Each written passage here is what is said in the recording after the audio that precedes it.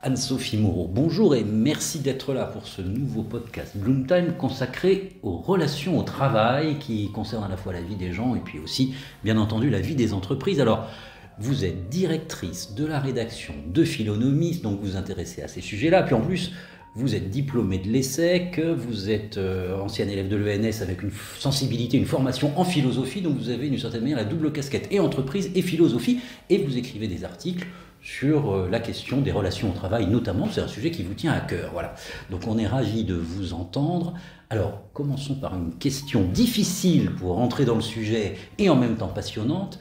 Anne-Sophie Moreau, peut-on être amie au travail ? Oui, alors c'est une très bonne question. Alors j'ai effectivement écrit un article sur la question et je commençais par raconter une anecdote, le fait que j'ai un ami qui est aussi un collègue, et lorsqu'on se présente, lorsqu'on va dans une soirée ou dans un événement, lorsque les gens nous demandent comment on se connaît, en général nous répondons que nous sommes amis, que nous sommes collègues et néanmoins amis. Voilà, bon c'est une boutade, mais ça dit bien ce que ça dit, c'est-à-dire qu'en général, lorsqu'on est collègue, on n'est pas forcément ami. Le collègue, c'est une personne qui, dans nos vies, se caractérise essentiellement par son inquiétante étrangeté, pour reprendre une expression de Freud. Le collègue, c'est cette personne que je connais très bien en un sens, hein, c'est-à-dire que je connais la moindre de ses mimiques, je connais les bruits de bouche qu'il fait quand il mange son sandwich, mais en même temps, il y a toute une partie de sa vie que je ne connais pas. Le soir, il rentre, je ne connais pas forcément sa vie intime, sexuelle, que sais-je. Voilà, d'ailleurs, pas forcément envie de la connaître, hein, souvent. Et donc le collègue, c'est une personne étrange qui fait irruption dans ma vie, dans mon quotidien, dans l'essentiel de mon temps éveillé que représente le travail. Mais en même temps, voilà, ça peut être aussi une personne très éloignée de moi, voire même hostile. L'entreprise n'est pas spécialement le lieu dans lequel on se sent à l'aise avec les gens. Pourquoi ? Parce qu'on est en général là pour poursuivre un but, un intérêt commun, mais aussi on a aussi souvent des intérêts particuliers, des intérêts contraires. On est aussi en compétition, le collègue est en concurrence avec moi, il veut un meilleur salaire que moi, etc. Bon voilà, c'est compliqué. Mais la question qui se pose derrière, c'est que j'allais vous poser, donc je vous remercie de la poser.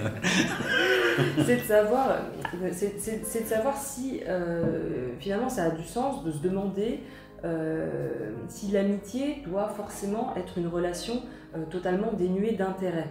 Parce que finalement, on rencontre toujours des gens au travail. C'est d'ailleurs souvent au travail qu'on se fait des amis. Historiquement, les gens avaient les ouvriers, ils avaient leurs copains d'usine. Bon, est-ce que c'est vraiment un problème que de devenir ami au travail ?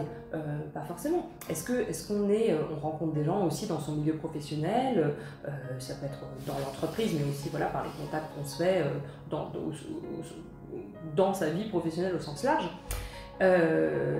Et on a peut-être tendance parfois un peu trop à se dire que ce ne sont pas de vrais amis, entre guillemets, parce qu'on imagine l'amitié, surtout de nos jours, un peu sur le modèle de l'amour romantique, comme une relation qui s'abstrait de la société, qui s'enfuit de la société. Qui se met à part. Voilà, on est amis malgré tout, voilà, un peu contre le monde. Et l'amitié des collègues, elle est différente, c'est une amitié dans le monde, c'est une amitié qui naît peut-être effectivement d'un certain intérêt, ou en tout cas d'un concours de circonstances. Voilà, on devient amis parce qu'en fait on se voit tous les jours au travail, de la même manière que vous voyez parfois des gens deviennent jeunes parents et deviennent amis avec les autres parents de la crèche. Donc oui, effectivement, c'est pas dénué d'intérêt, on s'échange des conseils, toi comment t'as fait pour avoir un badge, et toi comment t'as fait pour avoir, je sais pas moi, des couches moins chères pour les parents de crèche, peu importe. Mais peut-être que naissent néanmoins de là des amitiés sincères, ou en tout cas des liens intéressants et qui enrichissent votre vie. Et pour citer un philosophe, Emmanuel Kant, il distinguait les différents types de relations selon qu'elles sont par exemple utiles ou belles ou bonnes. Voilà, c'est-à-dire qu'on peut avoir une amitié, entre guillemets, une amitié pure, ça va être l'amitié morale pour Kant, c'est l'amitié où l'on s'élève ensemble vers le meilleur. Mais Kant, voilà, qui était pas un rigolo, disait néanmoins que l'amitié pure, morale, la plus belle amitié, elle était, disait-il, un signe noir, c'est-à-dire en probabilité un événement rarissime. C'est-à-dire que nos relations, dans la vraie vie, elles sont pétries de tout un tas d'éléments, voilà, moins reluisants, comme aussi peut-être notre petit intérêt, et c'est pas grave. Voilà. Donc oui, l'amitié, elle est possible en entreprise, parfois malgré le travail, parfois à cause du travail, parce que c'est là où on se rencontre. Et il me semble aussi que c'est un endroit important parce que c'est aussi là, en entreprise, que l'on peut rencontrer des personnes différentes de nous. On a souvent, on considère l'amitié comme une fusion, on rencontre des gens qui sont exactement comme nous, entre guillemets, notre âme sœur. Mais au travail, on rencontre aussi des gens qui ne sont pas comme nous, on rencontre des gens qui ne sont pas de notre âge, qui ne sont pas de notre milieu social, en tout cas dans une entreprise, dans un lieu de travail intéressant. Je dirais, voilà, malheureusement, et de plus en plus aujourd'hui, on a voilà, des entreprises dans lesquelles tout le monde se ressemble, vous voyez, des startups, mais il n'y a que des jeunes de 25 à 35 ans. Moi, personnellement, je trouve que c'est d'une tristesse terrible.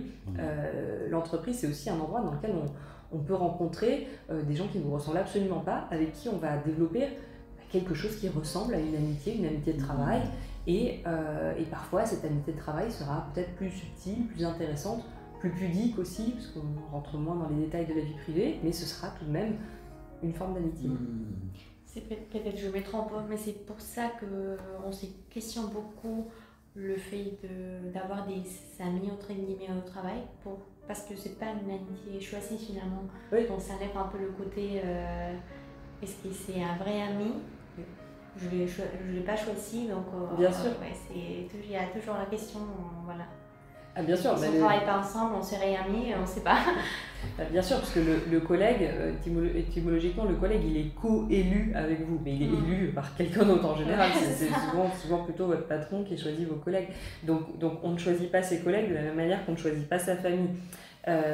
Mais c'est aussi ce qui fait qu'on peut aussi créer des relations avec des gens qui représentent une forme d'altérité pour nous, voilà, qui représentent aussi d'autres, de la même manière que lorsqu'on va voyez, au dîner de Noël, on est forcé de cohabiter pendant quelques heures avec voyez, l'oncle raciste, etc.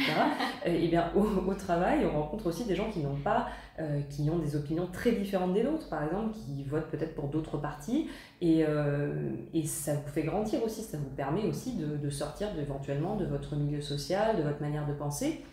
Et pour moi, il me semble que, alors, pas forcément l'amitié, mais en tout cas la sociabilité au travail, ça représente aussi un enjeu politique et démocratique en ce sens, parce que c'est sur le lieu de travail que vous allez avoir aussi des discussions avec des personnes qui ne partagent pas votre point de vue, et ça permet aussi finalement à la société de confronter les différentes individualités, les différents intérêts particuliers pour le coup, pour permettre un échange, on va dire un échange communicationnel à la Jürgen Habermas, mais en tout cas pour permettre en fait à la base de la société d'avoir quelque chose comme une forme de débat démocratique balbutiant. Voilà, ça commence à la machine à café, mais c'est déjà ça. Et en tout cas, et aussi et surtout parce qu'on est obligé de se comporter correctement au travail, ça ne vire pas au pugilat, comme on peut le voir sur les réseaux sociaux, voilà, où on va avoir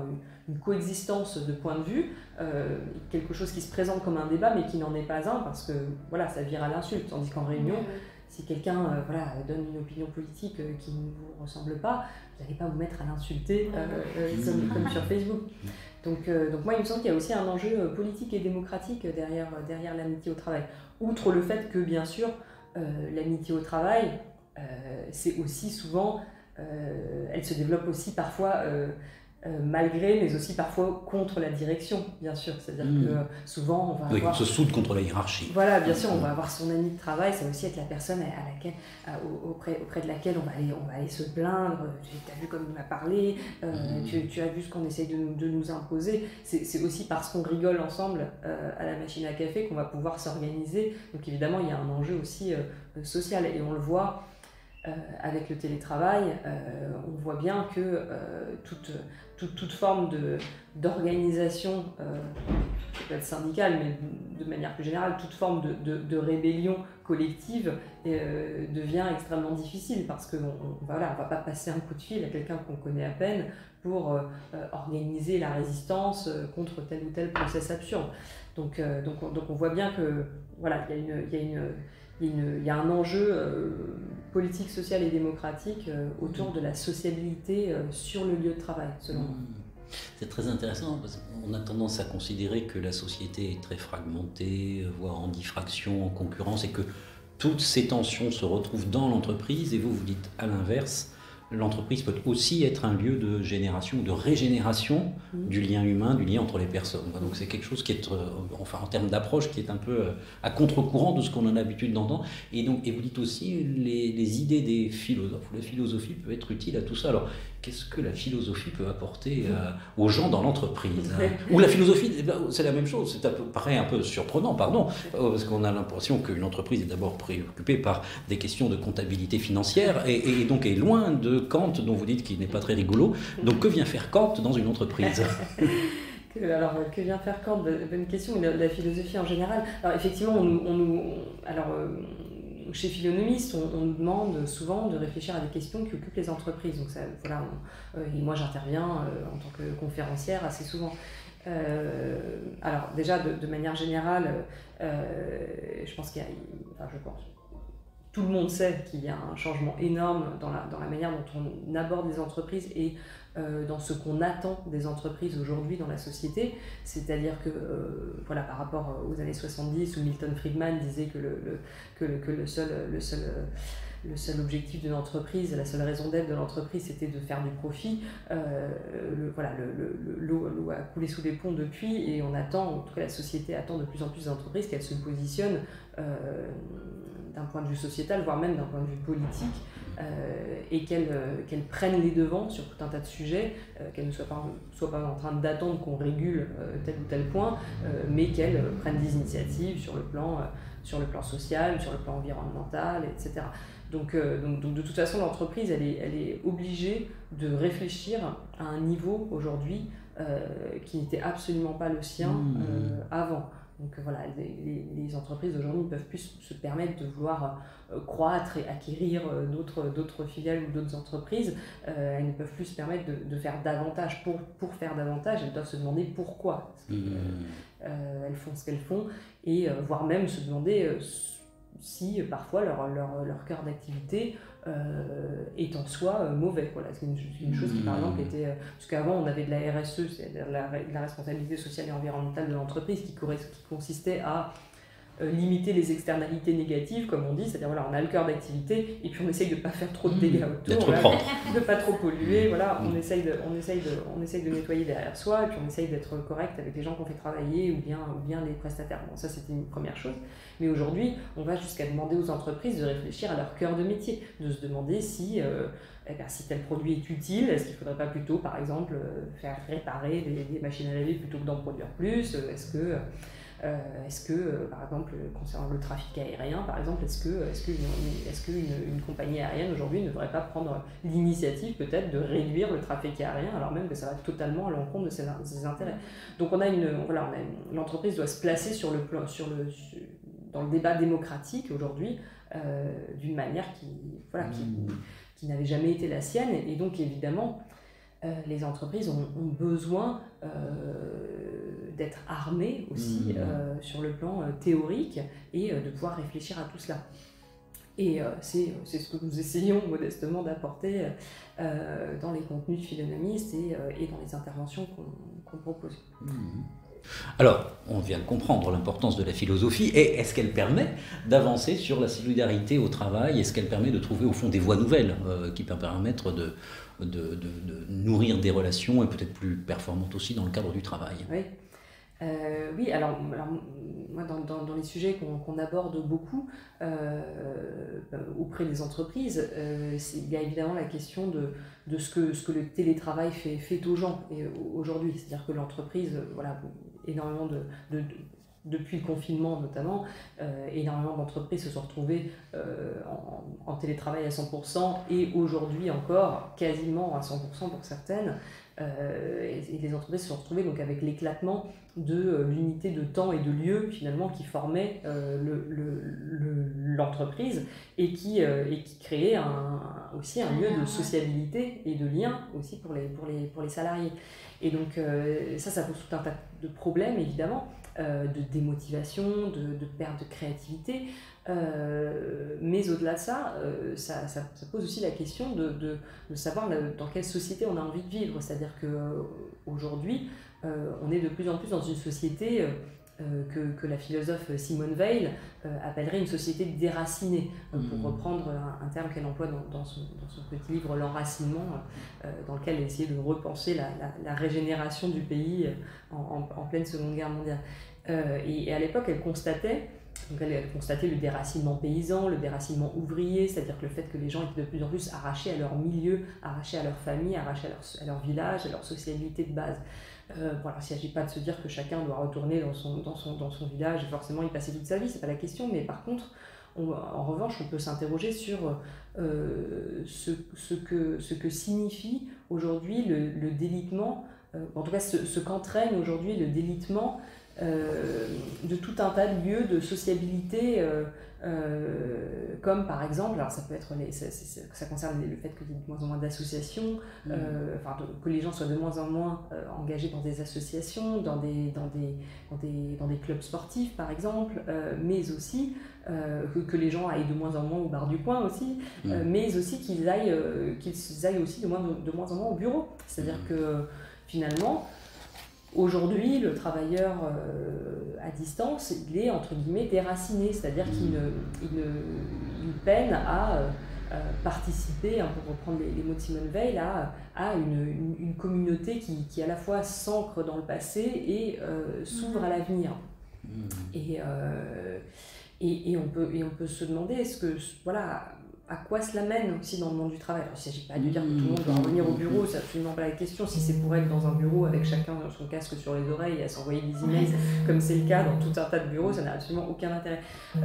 En revanche, il y a quelque chose à réinventer pour retrouver un sens de l'engagement au travail qui ne soit pas fondé seulement sur la contrainte ou sur le fait de forcer les gens à venir, mais qui repose sur une envie d'être ensemble et sur un besoin finalement de s'ancrer dans un collectif de travail. À long terme, le fait de ne pas avoir de collectif de travail, tout simplement, ça déprime les gens. On le constate, c'est-à-dire qu'il y a un manque de sociabilité et d'amitié au travail, bien sûr, mais au-delà de ça, il y a un manque de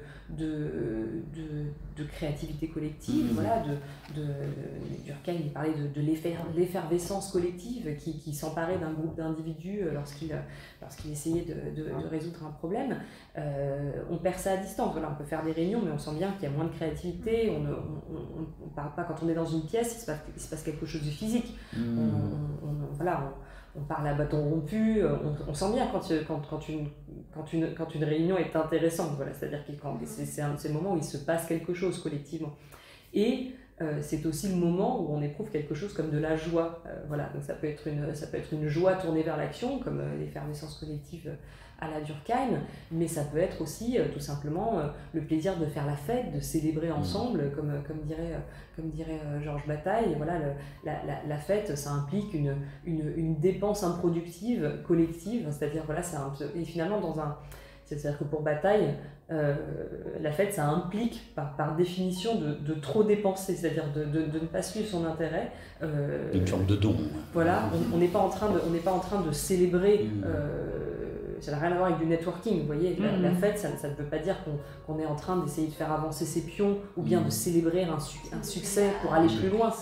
Et il s'agit au contraire de lâcher prise et de célébrer le simple fait d'être ensemble, quelles que soient les conditions, et de surtout sortir du seul mode de la productivité. Et donc moi, il me semble que une société, au sens large, ou bien une société au sens de l'entreprise, qui n'offre plus aux individus des espaces dans lesquels ils peuvent lâcher prise totalement, ou en tout cas retrouver une forme de joie improductive. C'est une société dans laquelle on risque aussi de se retrouver avec une bataille, il le disait, une dérive violente. Pour lui, c'est un dérivatif essentiel. Et je pense que la philosophie, par exemple, nous aide à penser ce genre de choses, des choses qui n'ont jamais été pensées par les théoriciens du management. C'est-à-dire qu'un théoriste ou bien un adepte, un adepte du lean management ne va pas vous expliquer en quoi l'être humain a besoin, par exemple, de célébrer l'inutile. Voilà. Peut-être que ça répond en partie à votre question. C'est un exemple. Ça répond très bien. Merci beaucoup, Anne-Sophie Moreau. Alors, très intéressant. Voilà, plusieurs bonnes nouvelles. D'abord, on peut être ami au travail. Ensuite, on peut être enraciné, comme Simone Veil, la philosophe, au travail. On peut lâcher prise au travail. Voilà, on peut penser l'entreprise sous une autre forme, notamment grâce aux idées de la philosophie. Donc, merci infiniment pour ce point de vue, Anne-Sophie Moreau. C'était un podcast Bloom Time réalisé par Lucie Associas et François Mickey Marty. Merci. Merci.